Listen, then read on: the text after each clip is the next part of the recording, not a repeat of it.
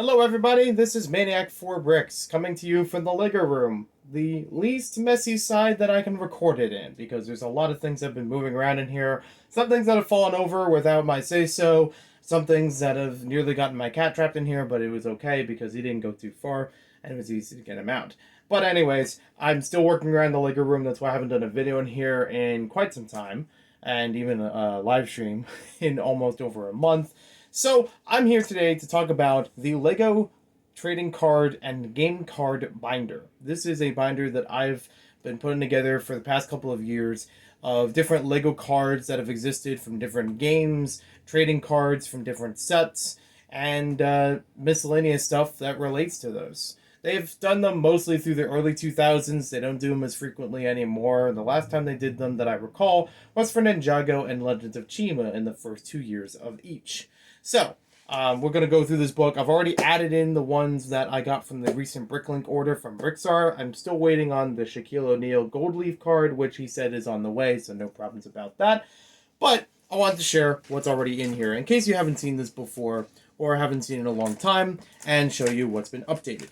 Now, the binder itself is actually not in the best of condition. These pieces, these tabs on the side that are supposed to lock it in place, or unlock it, are very finicky. They love to pop out in whatever time that they want to. If I just move the book itself around, it sometimes opens this part up in the middle, so therefore some of the pages actually get unhooked from here.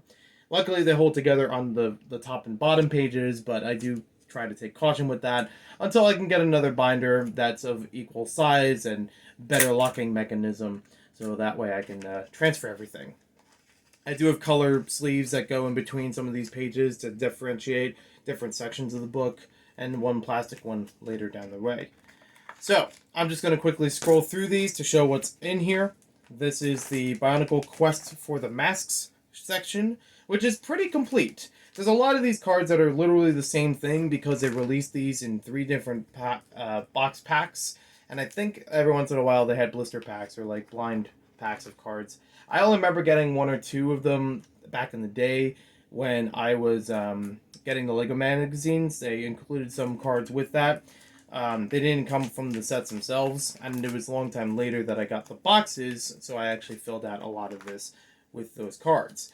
I did unboxings of those boxes on my other channel, Maniac 4 Bricks More, if you want to see these a little bit closer up and the kinds of cards that are included with them. And that's the first version of the Bionicle card game that they had. I've never played the actual card game, so I don't know anything about the rules and regulations of it. I do know they had a second one in the next year, the Borak Awake, but I don't have any of those cards. These cards that I have, while they do still say Borak Awake on them, are actually from the McDonald's Happy Meal toys. So instead of toys in that particular wave, in 2002, they had cards. And you can actually still find the commercial for the card game itself on YouTube, which is fun. There have been some people that have explained the rules for it. I have not played in a long time, but I did play with some of it back in the day. And I pick up the cards whenever I can because they're really cool. I would love to fill these out and eventually get the other card variety, which probably would just mean buying them in box or something. Then we got a couple of cards from one of the Bionicle board games in 2003. I don't know much about that board game itself, or I'd make a video about it, but when I find more information, I'll let you know. They weren't actually used as trading cards or anything. There's more of just like info about the characters. There's a whole bunch of other miscellaneous cards in this area as well, such as these Galadore cards, which they released in many magazines. They have a scannable one that you could actually use in the Toys R Us or any stores that carried the Galadore figures at the time. They had little scanning things. I don't know why. I don't remember much about it, but I do remember it being another weird way they marketed Galadore. And there weren't a lot of cards to them, but it is funny enough that they made a card for a set that didn't release. So the card came out, the set did not, except for a few prototypes that exist. There's a couple other cards in here, some of them for Pirates of the Caribbean, which you could use for unlocking characters in the games. I have a few more of these and the other Bionicle ones on that page that I just have not sorted into the book yet. I've just reorganized, for this video, I've just reorganized all of the NBA cards, because I don't know what I did earlier, or if they just fell out of place or something, but all the cards were misnumbered. They did not have a proper number system to them, and the only way that you really categorize them very easily, as far as a card system, is the top left of it. There's a little number for each of the cards, and that accounts for the normal and the gold leaf, so 6 and 6. That's also how BrickLink classifies them on their site, so I just followed with that in adding all the cards in here.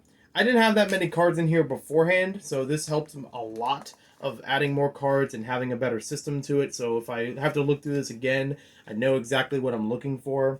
There's still plenty of the later cards I don't have. This only goes up to 24, or technically 48 cards, but, 24 numbers.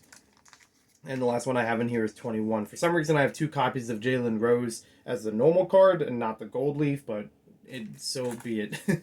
Those cards would have released sometimes in Lego Mania magazines, and other times would have been in the NBA collector packs, which are just these little things with 3 minifigures. They have a stand to put them on, and the cards can sit behind them on the stand. And I guess sometimes they would have had one or the other, because I did own 1 or 2 of those packs, but I don't have both the normal and the leaf cards, unless the gold leaf or something is missing. Next series in here is Orient Expedition. So these came with the regular release of Orient Expedition sets. I don't remember them having it as a magazine promo or anything like that. The board games and card games would really come into play when you get the flagship sets from the theme, which are only 3 of. And I do have the Dragon Fortress, but I did not get the board game to go with it. So I haven't really learned how this game itself works. But they have a lot of neat characters and really nice photography for different parts from the Orient Expedition theme. There's plenty of the cards I don't have in here, and there's a few of them that I just don't know where they are, that are just missing for right now. Next up, we have the Knights Kingdom 1, or Knights Kingdom 2 collection. This is Series 1 that they had in 2004, 5? I forget exactly which year it was, but I did really enjoy these growing up. Sometimes included with the Lego magazines, and other times would have just been with the packs themselves, would have been with the sets, would have been with the building figures. You can actually put the cards onto the figures as their own shields, which is kind of cool. And there was a game to it, but I only played it sometimes, so I haven't really read the rules in a long time for it. And I think the magazine also had an explanation of the rules outside of just the little packets it would include with the sets. I am very happy that I have almost, if not all, of the cards from Series 1 complete, which I think was only missing 1 or 2 up to this point for quite some time. Series 2, the following year of Knights Kingdom 2, I did not really get the sets, therefore didn't really get the cards. Only a couple of them here and there, and I think they had these little cutout ones that came with one of the books, like the Scholastic books, which I don't really count because they don't have any stats or anything on them. It's just story elements, which are still good. There's a lot of good artwork on these and a lot of good story added into them, but they didn't hold a candle to these kinds of cards. So I put them back with the book. And then the ones I do have here, I've picked up a bunch over the years through BrickLink. I think I picked up some at Brick Fair. There's been people that have stacks of the cards for dirt cheap because they just don't need the cards and I don't have a use for them, so I picked them up through there. Didn't see any this past Brick Fair Virginia, but I remember last Virginia in 2019, I got some through there.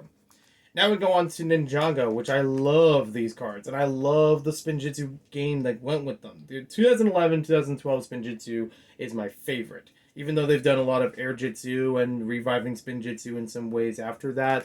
This is king. This was a fantastic series, and I would have loved to play them with other people, but at the time, I was, 16?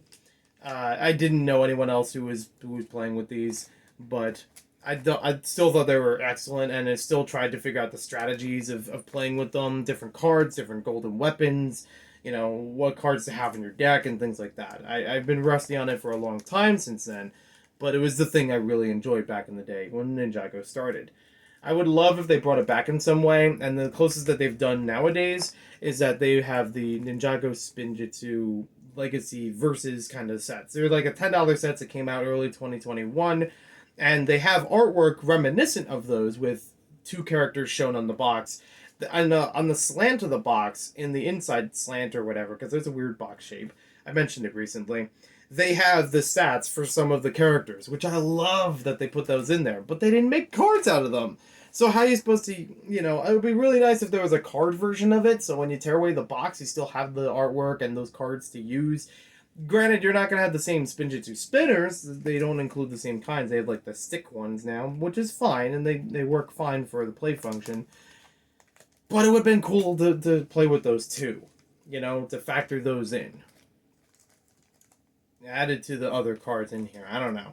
Maybe somebody will make renditions out of those or something, like a custom card or something. The way that I know there's a lot of people who customize things for the Bionicle fandom. I guarantee there are people customizing for the Ninjago fandom, and I respect both of those equally.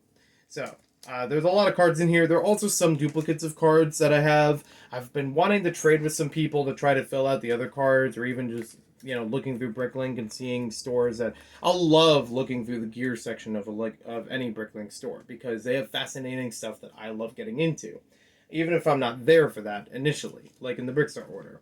So these are fun to go through, and hopefully I get to complete those someday. Now you have Legends of Chima, and there's a lot of cards to those as well. They came with the sets, with mostly the Speedors, and not really the play sets, from what I recall. I think with Ninjago, they sometimes had them in the play sets, but not. I didn't own many of those. So these were really easy to line up, easy to collect, because if you just get the Speedors, you get the cards. There weren't a lot of promo cards for this one. They had only a couple of promo cards in Ninjago, with like a Toys R Us exclusive one or a Lego store exclusive every so often. They had like 2 or 3 exclusive ones for Chima at the Lego store. I remember because I went there on my birthday back when this theme began, 2013 or so, and I got this little pack, which I'm pretty sure I reviewed on the channel, that included some of the cards.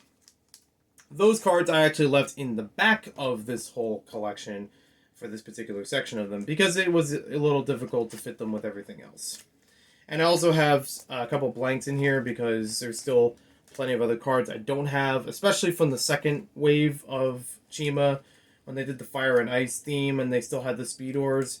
I didn't get a lot of the sets back then, so I don't have a lot of the cards, but I've picked up some of them here and there afterwards. Chima Online, that's the one I got from Brickstar, but I do have another one somewhere. I think they came with the Legend Beast sets or something.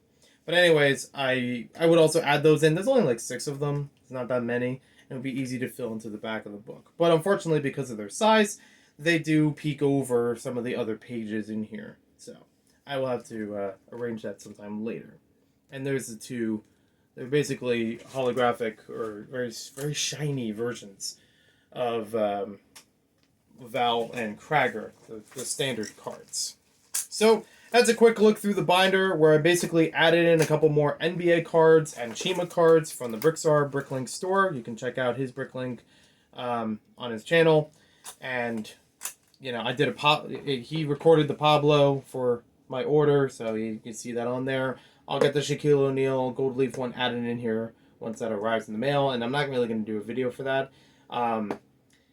If you have any other cards that I went through here or didn't go through here, if there's complete other sections of cards I did not add in here, let me know in the comments down below, and I would love to try to add more and complete this.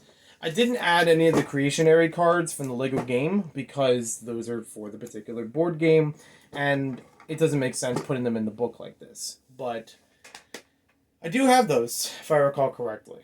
I also do have a separate binder, which I should probably go through, of business cards from friends of mine in the Lego community, from different Lego businesses, and even different events and letters that people have sent me. So maybe I'll do that as its own video sometime later. I do have a few more I have to update in there. So thank you for watching this video. Hope you guys enjoyed it and my pajamas. And we'll see you next time with more Lego videos.